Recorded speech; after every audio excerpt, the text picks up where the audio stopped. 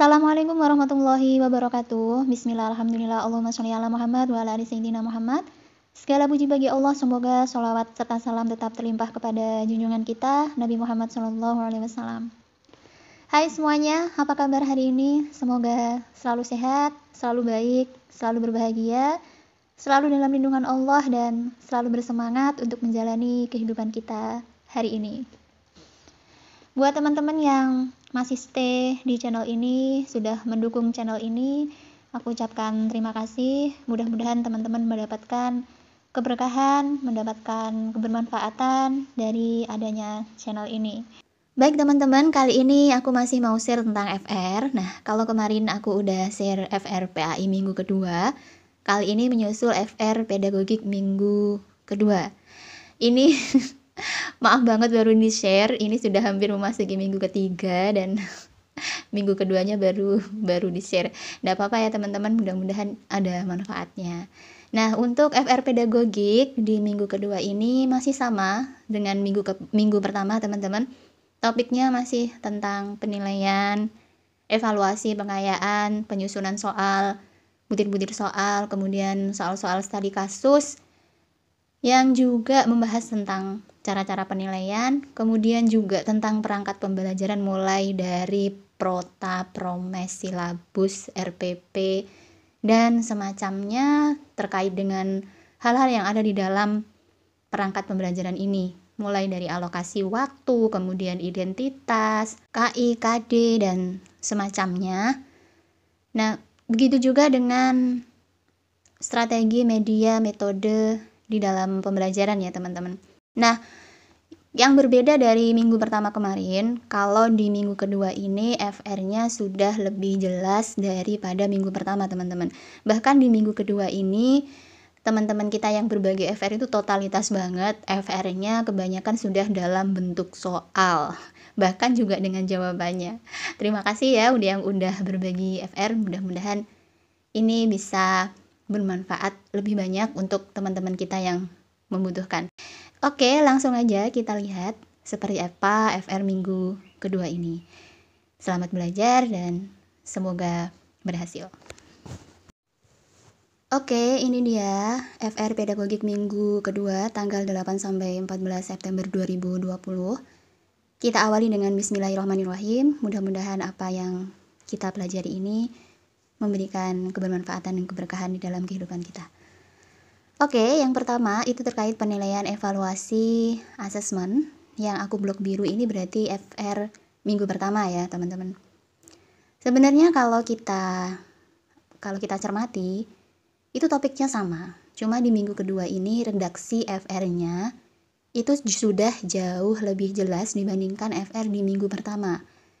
Kalau di minggu pertama ini hanya sebatas kata-kata, sebatas pokok-pokok utamanya, misalkan tujuan pengayaan, prinsip penilaian, model penilaian gitu. Nah, untuk di minggu kedua ini, model FR-nya itu sudah lebih berkembang teman-teman. Lebih panjang-panjang kalimatnya. Oke, coba kita lihat ya. Yang pertama, oh ya, sebagian yang sudah mirip-mirip dengan FR minggu pertama ini tidak aku tulis kembali ya teman-teman, supaya menghemat tempat. Oke, yang pertama, pahami arti akuntabel, menyeluruh, adil, sahih, objektif, dan terbuka. Karena di soal kasus hampir-hampir nyambung jawabannya, jadi harus pahami dan fokus untuk jawab soalnya. Nah, ini terkait dengan prinsip-prinsip penilaian ya teman-teman. Kalau di FR minggu pertama itu hanya ada dikatakan prinsip penilaian gitu aja. Nah, di minggu kedua itu sudah lebih berkembang, sudah lebih jelas FR-nya. Kemudian yang kedua tentang interval, nilai KKM, kategori cukup atau amat baik, dan lain-lain. Terus remedial dan pengayaan, pelajari fungsi dan artinya.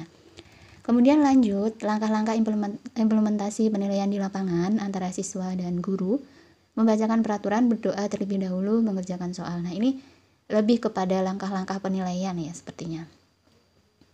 Oke, next, memilih jenis penilaian yang cocok untuk tujuan penelitian tertentu. Misal ingin mengetahui kemampuan kognitif, metakognitif, sikap atau keterampilan, maka penilaian apa yang cocok. Next, jenis remedi dan pengayaan yang cocok jika ada peserta didik yang sudah tuntas dan belum tuntas. Kemudian fungsi tes formatif, sumatif, bakat atau penempatan. Soal-soal yang membahas pembetulan butir soal juga banyak dan butuh waktu lama ngerjainnya.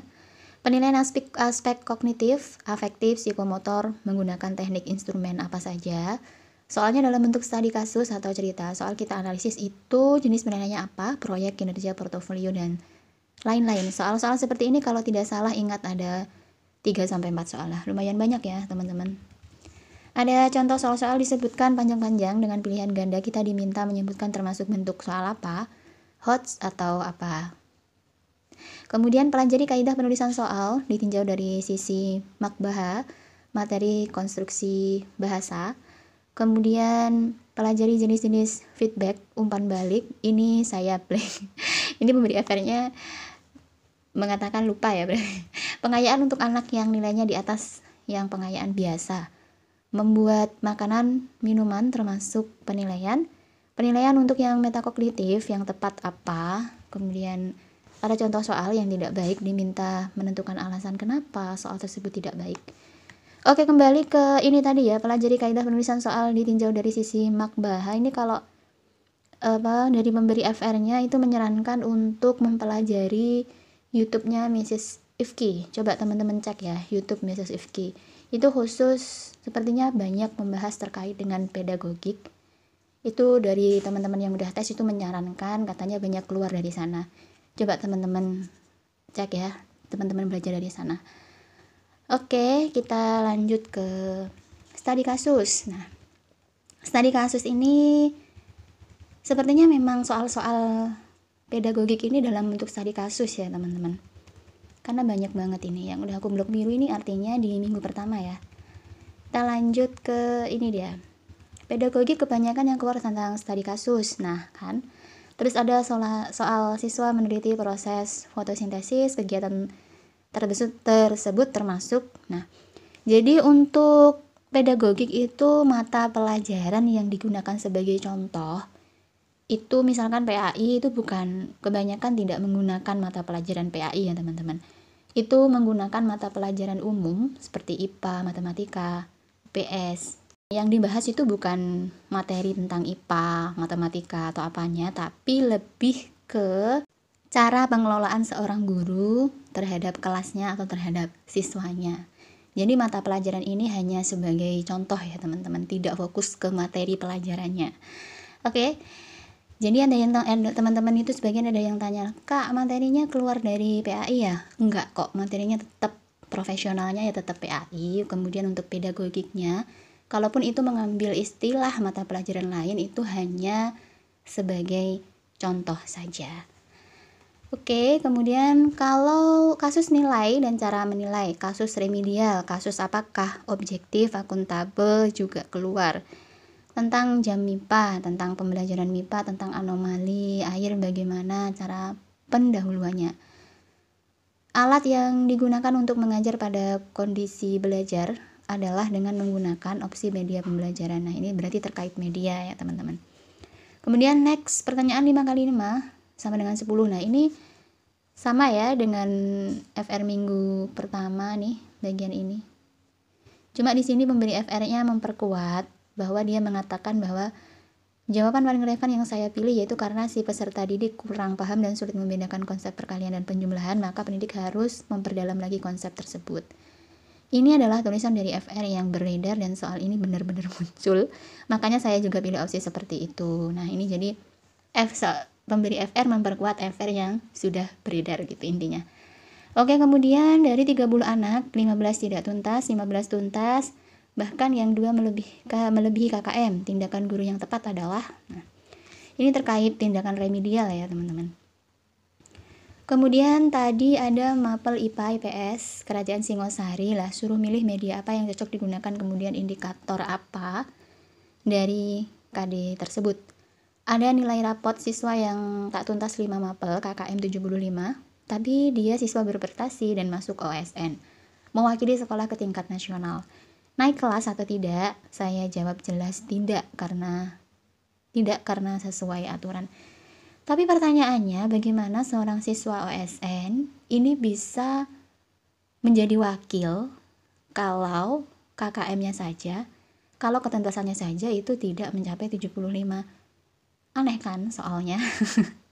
Tapi di sini nggak disebutkan optionnya ya. Oke lah, kita next. Ada juga tadi mapel biologi suruh menentukan materi yang cocok apa. Tadi dapat yang kromosom, sel, protein, dan saya kurang paham, tapi pilihannya membantu dan bisa dinalar.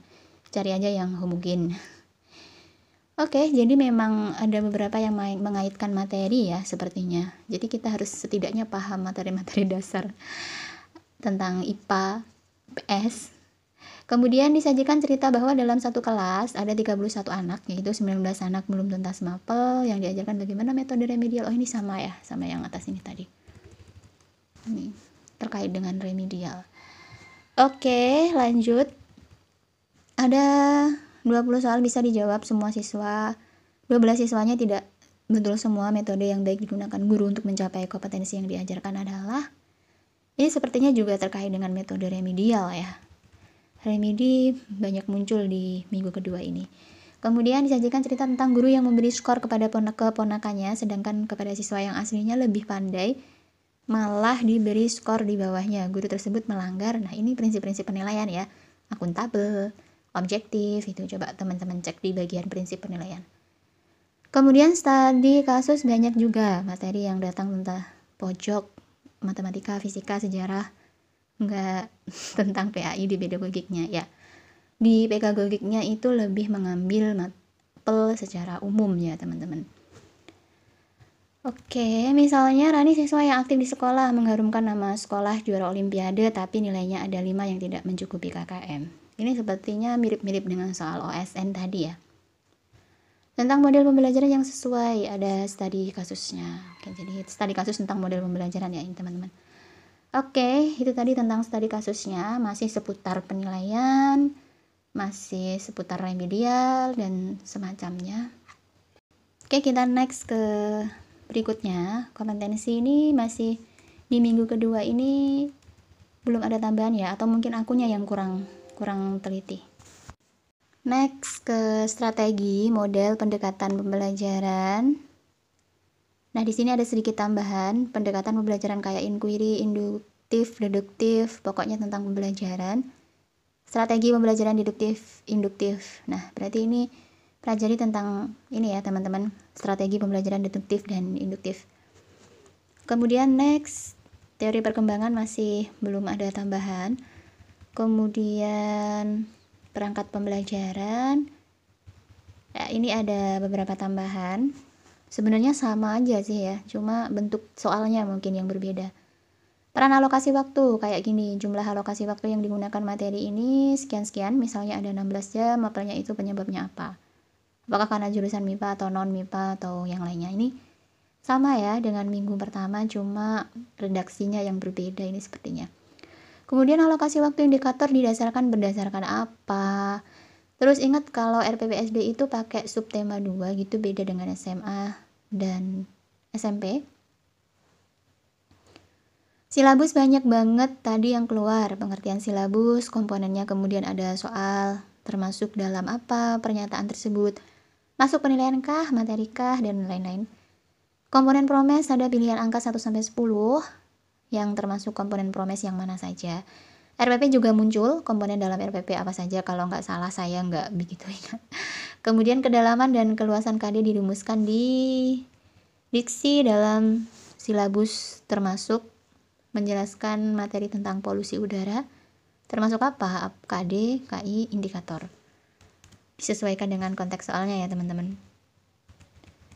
Kemudian next, PTK masih begitu-begitu aja. Media itu ada sedikit tambahan. Pemilihan media yang cocok pada situasi tertentu, laptop, grafis, video, multimedia. Sumber dan media pelajaran IPS tentang kerajaan adalah. Kemudian next ke ya ini yang udah ada tambahan di minggu kedua ini, langkah-langkah pembelajaran ya teman-teman. Ada soal tentang apersepsi, konfirmasi. Disuruh milih contoh apersepsi, tentang apersepsi, jenis dan tujuan. Kenapa guru menyuruh siswa merangkum di akhir KBM, coba cari tahu tentang ini ya. Oke, untuk di minggu kedua ini, begitulah FR-nya, dan aku katakan di awal tadi bahwa pemberi FR-nya itu memberikan FR sudah dalam bentuk soal. Nah, ini aku rangkum ada sekitar berapa ya? 20 soal, coba kita lihat, coba kita jawab ya, tapi jawaban aku di sini belum tentu benar. Teman-teman harus masih mencari dari literatur yang lebih meyakinkan ya, teman-teman. Oke, kita pelajari bersama. Yang tercantum dalam identitas adalah identitas apa belum jelas. Oh ya, ini di dalam soalnya ini identitas apa gitu belum jelas ya teman-teman. Kalau yang ditanyakan itu identitas RPP, silabus itu kan beda-beda itu nanti.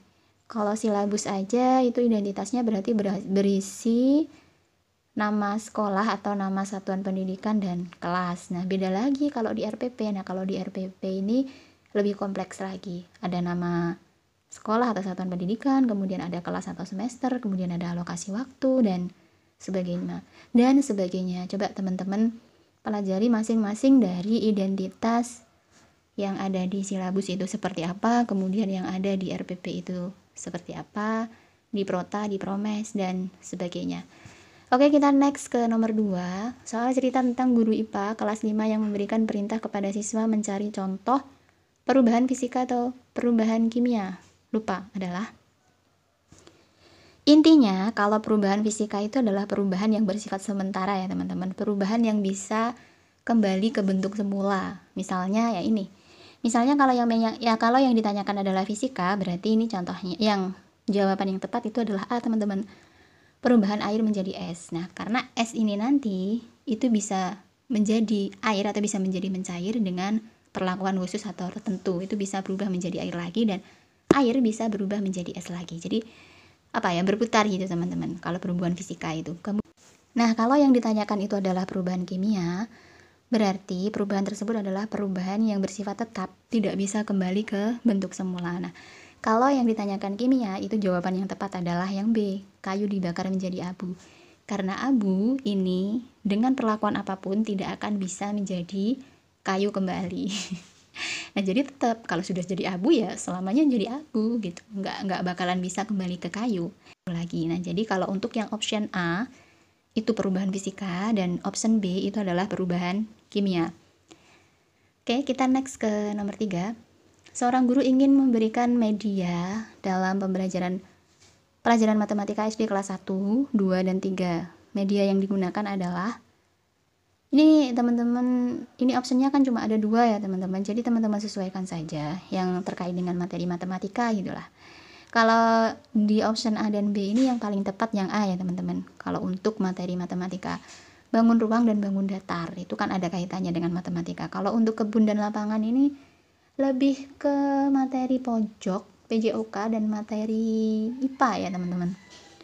Oke, kita next ke nomor 4. Seorang guru seni dan olahraga hari ini mengalami kecelakaan dan tidak bisa bergerak banyak karena butuh perawatan serta pemulihan dalam jangka waktu tertentu. Padahal ada penyampaian materi dan praktek menari dan bela diri di hari itu. Untuk itu, beliau memberikan video yang berkaitan dengan seni tari dan bela diri serta peserta didik disuruh untuk mengamati serta mempraktikkan hal tersebut. Nah, option jawabannya itu ada media yang digunakan kurang maksimal sehingga dibutuhkan pendamping. Media ditampilkan disertai menggunakan telepon video sehingga guru bisa sambil mempraktekkan. Kemudian media yang digunakan tidak efektif sama sekali. Media ditampilkan saja kepada peserta didik untuk mengganti jam kosong. Aku sih bingung ya teman-teman, ini jawab yang mana. Kalau kita perhatikan soalnya, ini kan di sini ada kata di hari itu, berarti kan mendesak ya teman-teman. Kalau untuk hari mendesak ini, kalau untuk mencari misalkan pendamping atau guru pengganti lah misalnya, kan cukup sulit gitu. Kalaupun misalnya yang menggantikan atau yang mendampingi guru selain guru ini, misalkan guru matematika gitulah ya, sekalipun mendampingi kan guru matematika ini nanti juga tidak bisa mempraktekkan tariannya. Jadi untuk mencari pendamping atau guru pengganti itu membutuhkan waktu, dan kalau untuk di hari itu kan kira-kira bisa dihadirkan nggak? Kalau kita ke fokusnya di hari itu ini ya. Nah, kalau kita ke option B, media ditampilkan menggunakan telepon video sehingga guru bisa sambil gimana mau mempraktekkan, orang gurunya kan sedang kecelakaan. Nah, jadi kondisi guru ini tidak memungkinkan dia untuk praktek. Jadi option B ini lucu ya. Kemudian kalau untuk option C, media yang digunakan tidak efektif sama sekali. Nah, belum tentu efektif atau tidak kan masih mau dicoba ya. Dan saya kira video ini menjadi salah satu alternatif yang bisa digunakan pada saat kondisi seperti ini. Kemudian untuk option D, media ditampilkan saja kepada peserta didik untuk mengganti jam kosong. Nah, kalau kita fokusnya di hari itu, berarti kan di hari itu kalau tidak ada video ini, bisa saja dia memungkinkan jam kosong. Nah, aku lebih ke D sih teman-teman. Bisa juga ke A, tapi coba teman-teman kira-kira ini yang mana? Kalau aku sih yang D ya. Coba teman-teman cari referensi yang lebih kuat tentang ini. Kemudian next ke nomor 5, kegiatan siswa dalam mencapai suatu kompetensi tertentu dinamakan penilaian pembelajaran media belajar. Nah, di sini kegiatan belajar ya teman-teman. Oke, kita next ke nomor 6. Guru penjaskes menilai siswa dengan materi lompat tinggi dan guru kelas menilai siswa berdasarkan nilai yang dicapai peserta didik. Merupakan bentuk penilaian praktek dan menyeluruh dan tes awal akhir, kemudian pengukuran. Nah, di sini pemberi FR-nya memberikan jawaban pengukuran ya, teman-teman. Kemudian nomor 7, guru penjas akan membuat penilaian tes tertulis dan praktek. Metode yang digunakan adalah, nah, di sini opsinya cuma ada 2, menyeluruh dan praktek. Nah, karena di sini dikatakan penilaian tes tertulis dan praktek. Nah, jadi dari kedua opsi ini yang lebih tepat yang A ya, teman-teman, menyeluruh. Kemudian nomor 8, agar seluruh kompetensi dan dapat dicapai peserta didik, maka guru harus menyiapkan alokasi waktu, tujuan pembelajaran, metode, strategi. Nah, di sini jawaban yang paling tepat itu strategi ya, teman-teman, karena kalau kita pilih metode, nah metode ini loh juga bagian dari strategi. Kemudian kita next ke nomor 9, media yang digunakan guru IPA dalam praktek fisika keseharian yang berkelanjutan adalah, di sini opsinya video yang mendukung, alat dari laboratorium, alat peraga, alam sekitar. Nah, di sini kalau menurut aku itu lab ya, teman-teman. Kalau alam sekitar ini lebih ke sumber belajar ya.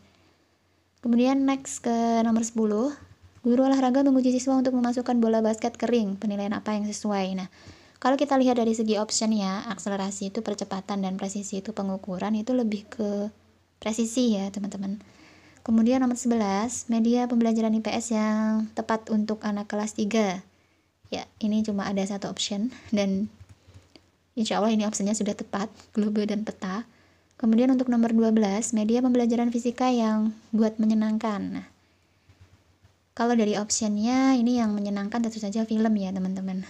Lebih menarik dibandingkan perangkat PowerPoint ataupun karton. Kemudian nomor 13, kisah Nabi Ibrahim yang menghancurkan patung-patung jika dikaitkan dengan pembelajaran, maka dalam pembelajaran membutuhkan, kalau kita fokuskan ke patung itu berarti butuh alat peraga ya, teman-teman. Misalkan kita konsep pembelajarannya drama gitu, nah kita butuh alat peraga berupa patung untuk memainkan drama tersebut. Oke, nomor 14, ada anak yang hobi membaca nomor 14, ada anak yang hobi membaca, bentuk umpan balik yang diberikan guru kepada siswa tersebut agar menunjang prestasi anak tersebut agar tidak hanya menjadi hobi semata adalah, opsinya ada memberikan hadiah khusus, piagam, buku-buku. Nah, kalau dari sini ini lebih ke buku-buku mungkin ya, teman-teman. Karena dengan semakin banyak membaca, itu akan semakin banyak pengetahuan yang didapat murid. Kemudian mungkin dengan banyak membaca dan banyak mendapatkan ilmu, prestasinya akan semakin meningkat. Kemudian next ke nomor 15, alokasi waktu Prota berdasarkan, di sini ada KALDIK, kalender negara, kalender NO, kalender nasional. Nah, yang paling tepat KALDIK ya, teman-teman, kalender akademik. Kemudian nomor 16, ada guru baru membuat RPP, hal yang jadi sisi kekurangan guru tersebut apa? Nah, di sini tidak ada optionnya, cuma ada materi pembelajaran. Nah, ini soalnya kurang bisa apa ya, teman-teman, kurang menggambarkan gitu. Sepertinya ini studi kasus, jadi nanti lihat konteks soalnya seperti apa. Kemudian nomor 17, studi kasus di kelas disuruh milih teknik apa. Nah, proyek, produk, portofolio, kinerja. Tinggal disesuaikan dengan konteks soal. Oke, nomor 18, untuk mengetahui informasi penting dan pencapaian kompetensi peserta didik dapat diketahui melalui silabus, penilaian, pembelajaran, dan kompetensi dasar. Nah, tentu saja penilaian ya teman-teman. Oke, untuk nomor 19, media pembelajaran guru bahasa Indonesia, siswa SMA kelas 10, itu opsinya ada kolam renang dan lab komputer, lab bahasa, kemudian kesenian daerah dan tradisional, koran daerah, majalah, dan pasar tradisional. Nah, kalau kita fokuskan ke mapel bahasa, itu D ini sebenarnya iya ya teman-teman, tapi kok ada pasar tradisionalnya. Kemudian kalau yang B ini lab bahasa iya, tapi ada lab komputernya. Coba menurut teman-teman di antara B dan C ini mana yang lebih tepat? Kemudian nomor 20, tadi ada soal alokasi waktu, di RPP ditentukan berdasarkan, nah kalau RPP itu berdasarkan silabus ya teman-teman, jumlah jam efektif di silabus. Coba mungkin teman-teman punya pendapat lain tentang nomor 20 ini. Oke, ini dia FR Pedagogik minggu kedua, meskipun sangat terlambat, mudah-mudahan bisa sedikit memberikan manfaat. Oke, sampai di sini dulu video aku kali ini. Insya Allah nanti kita lanjutkan di next video. Terima kasih, tetap semangat dan semoga dimudahkan, disukseskan, dan berhasil dalam tes kali ini. Maaf untuk segala keterbatasan. Thanks for watching. Wassalamualaikum warahmatullahi wabarakatuh. Jangan lupa klik tombol subscribe, like, share, dan komen.